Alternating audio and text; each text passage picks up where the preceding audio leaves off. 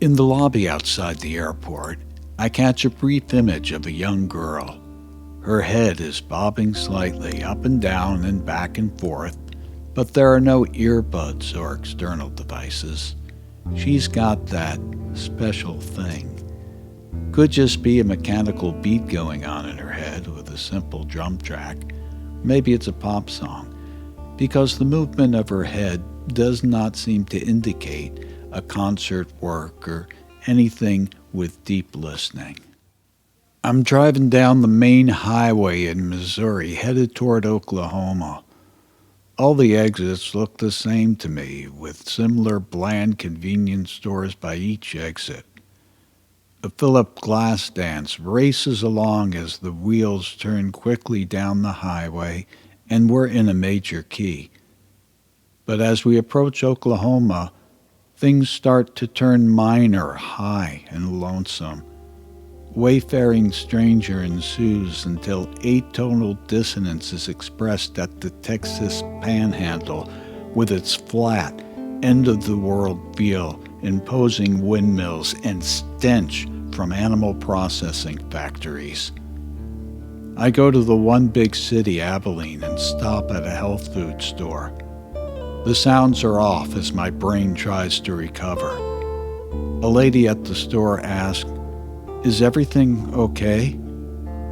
Yes, I've just been traveling too long across the Panhandle, and I need some time. After time is afforded, it's on to the beauty of the impressionistic pentatonics in New Mexico with the sprawling hills of cacti and brush. But when I reach my destination in Tucson, it's rock, pop, and roots music.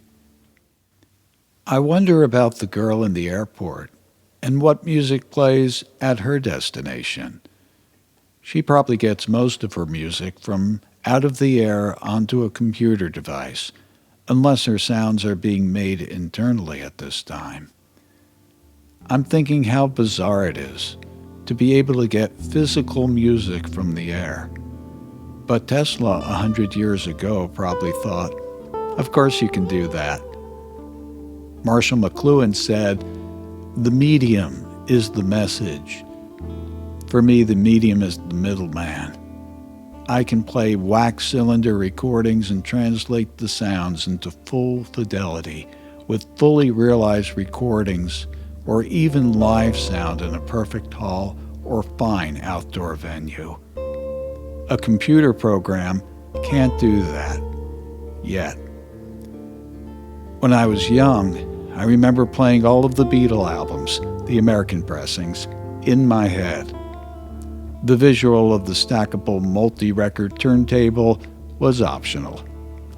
We wanted more, a 50 CD changer machine, and is that enough? Now we talk about terabytes of storage, holding more music than you can possibly listen to. We just can't get enough. I go through security. There's a modern country song coming from a bar. I like the song, but it sounds so normalized and produced that as I'm walking away from the area, the song gets slowed down a bit and the notes play just a tad behind the beat. Now I love it.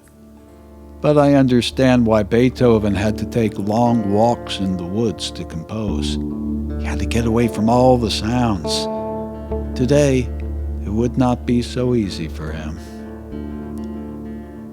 I get in line to board, and there are a few people behind me, and there is that girl. I was feeling like being social at the moment, so I notice her, nod, smile, and say, "You're a musician, right?" She gives me a surprised look, and she says, "I play piano, guitar, percussion, and I write stuff, but how did you know?" "Just a hunch." Well, the soprano uke sticking out of her bag was also a clue, but I figured it out before I saw that. I was carrying my mandola, as the guitar was too big for the plane. We talked for a few minutes or so, but got across an amazing amount of information in a very short time. We exchanged internet links and went on our way. Another connection was made in the big and expanding world of sound.